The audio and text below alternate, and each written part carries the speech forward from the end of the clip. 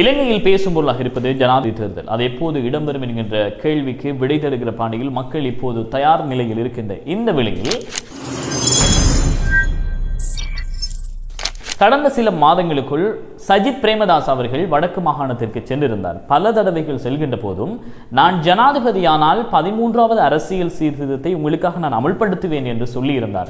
எனவே சஜித் பிரேமதாசா அப்படி ஒரு கோரிக்கையினை தமிழ் மக்களுக்கு கொடுத்ததற்கு பிறகு இப்போது இருக்கிற நிலையை பார்த்தால் ஆளும் கட்சியில் இருக்கிற AL மத்தாவுல்லா அவர்கள் கூட வடகிழக்கு பிரிப்பது சம்பந்தமாக கடந்த காலங்களில் பேசிவிட்டு இப்போது சஜித் பிரேமதாசா 13வது சீர்திருத்தத்தை அமல்படுத்துவேன் நான் ஜனாதிபதி வேட்பாளராக வந்தால் என்று சொன்ன கருத்துக்கு இப்போது அவரும் அமைதி காத்திருப்பது முஸ்லிம் மக்கள் மத்தியில் பேரிடியாக மாறி இருக்கிறது. இப்படி இருக்கின்ற இந்த நிலையில் தமிழ் மக்களிடையே இருக்கின்ற வடகிழக்கு தாயக கோட்பாடு, அதே போல வடகிழக்கு இணைப்பு மற்றும் சமஷ்டி தீர்வை எட்டுதல், அதே போல 13வது சீர்திருத்தத்தை அமுல்படுத்தல், காணி பிரச்சினை, போலீஸ் அதிகாரம் மற்றும் கல்முனை உப பிரதேச செயலகத்தினை வென்றெடுப்பது என்று இலங்கையில் இருக்கின்ற அத்தனை தமிழ் மக்களின் பிரச்சனைகளையும் தீர்ப்பதற்காக அனைவரும் ஒன்றென்று செயற்படுவது காணக்கூடியதாக இருக்கிறது. இப்படி இருக்கின்ற நிலையில் தமிழ் மக்கள் ஒற்றுமைப்படுகின்ற இந்த காலத்தில் முஸ்லிம் மக்களிடத்திலேயே அவ்வாறான ஒரு நிலை இல்லை என்பது கவலைக்கிடம். அதிகார பகிர்வு, அதே போல வெட்டு குத்துகள் என்று சொல்லி பல வகையான விடயங்கள்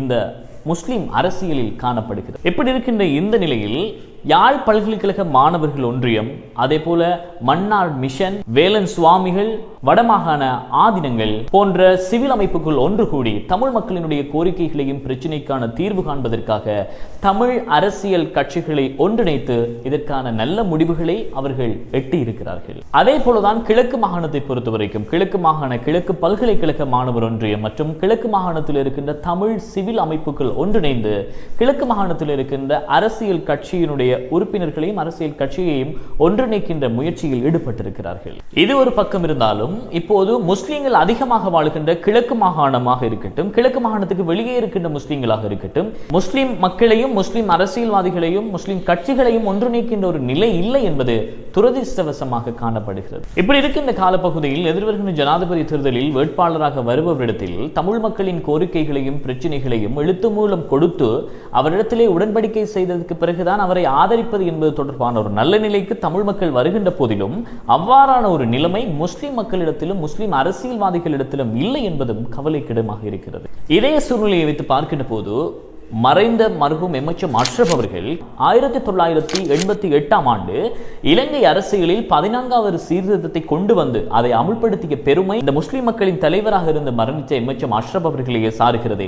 அப்படி இருந்த மர்ஹூம் எம்எச்எம் அஷ்ரப் அவர்கள் இந்த மக்களுக்கு தேவையாக இருந்த தென்கிழக்கு பல்கலைக்கழகம், அதே போன்று ஒலிவில் மீன்பிடி துறைமுகம், பல்லாயிரக்கணக்கான மக்களுக்கான வேலை வாய்ப்புகள் மற்றும் இன்னொரு தீர்க்கப்படாத பிரச்சனைகளையும் தீர்ப்பதற்கு ஒரு நல்ல வழிகாட்டியாக இருந்து அவர் மரணித்திருக்கிறார். இழந்துவிட்டு துடிக்கின்ற முஸ்லிம் மக்களிடையே இருக்கின்ற எம்எச்எம் அஷ்ரப் போன்றவர்களை போன்று இன்னும் அந்த இடத்தினை நிரப்புவதற்கு சிறந்த ஒரு முஸ்லிம் தலைமை இல்லாத ஒரு நிலையும், அதே போன்று முஸ்லிம்களின் உரிமைகளை பற்றி சிறந்த ஒரு ஒற்றுமைப்பட்ட முடிவை எடுப்பதற்கு யாரும் இல்லை என்கிற ஒரு நிற்கதியான நிலைக்கு முஸ்லிம் சமூகம் இப்போது தள்ளப்பட்டிருப்பது என்பது கவலைக்கிடமாக இருக்கிறது. எனவே முஸ்லிம் மக்களுடைய உரிமையை வென்றெடுப்பதற்கு முஸ்லிம் கட்சிகள் ஒன்றிணையாத இந்த நேரத்தில் சிவில் அமைப்புகளாவது ஒன்றிணைமா என்கின்ற ஒரு கேள்விக்குறி தமிழ் மக்களினுடைய சிவில் அமைப்புகள் செய்கின்ற அந்த ஒற்றுமைப்பட்ட கருத்துக்களை பார்க்கின்ற போது முஸ்லிம் மக்களினுடைய சிவில் அமைப்புகளும் அவ்வாறு செய்து ஒரு ஒற்றுமையை பெற்றுக் கொடுக்குமா என்பதும் எங்கள் மத்தியில் இருக்கிற ஒரு கேள்வியாக இருக்கிறது. இலங்கையில் முஸ்லிம்களுக்கு எதிரான ஒரு பிரச்சனை வருகின்ற போது முதலில் குரல் எழுப்பப்படுவது அம்பாறை மாவட்டத்தில். காரணம், கிழக்கு மாகாணம் என்பது இலங்கையில் அதிகமாக முஸ்லிம்கள் வாழ்கின்ற ஒரு இடம். அதில் இருக்கின்ற அம்பாறை மாவட்டத்தில் இருக்கின்றவர்கள் தான் அதை குரல் எழுப்பி அவர்களுக்கான தீர்வுகளை பெற்றுக் கொடுப்பதில் முனைப்பாக இருக்கிறார்கள். இப்படி இருக்கின்ற இந்த நிலையிலும் அம்பாறை மாவட்டத்தில் இருந்துதான் நான் ஏற்கனவே சொன்ன பிரச்சனைகளுக்கான தீர்வுகளும் எழுப்பப்பட வேண்டுமா என்கின்ற கேள்வியும் எங்கள் மத்தியில் எழுந்திருக்கிறது.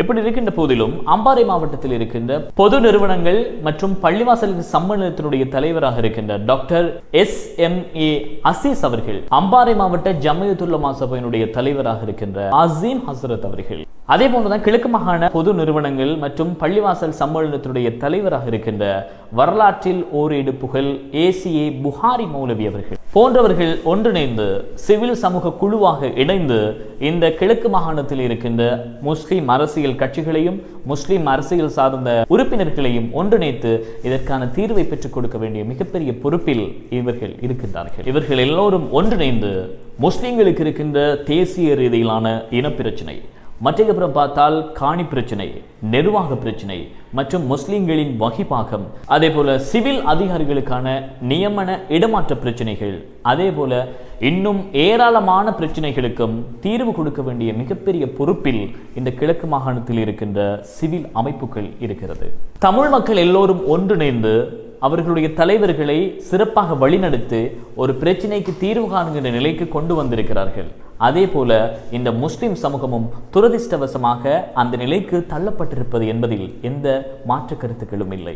இவ்வாறான எல்லா நிலைகளையும் வைத்து பார்க்கின்ற போது முஸ்லிம் மக்களினுடைய தீர்க்கப்பட வேண்டிய பிரச்சனைகளுக்கு மத்தியில் எதிர்வருகின்ற ஜனாதிபதி தேர்தலில் யாரை நேசிக்க வேண்டும், யாருக்கு ஆதரவு வழங்க வேண்டும் என்பதற்கு முதலில் முஸ்லிம் மக்களிடம் இருக்கின்ற பிரச்சனைக்கு எந்த வேட்பாளர் தீர்வை தந்து கொள்ள போகின்றார் என்பதையே இவ்விடத்திலே தேட வேண்டும். எனவே அதற்கு உடன்பட்டு யார் அதை தீர்க்கக்கூடியவரோ அவரோடு இணைந்து இந்த முஸ்லிம் சமூகம் பயணிப்பதுதான் காலத்திற்கு பொருத்தமாக உள்ளது என்பதையும் நாங்கள் கேட்டுக்கொள்கிறோம்.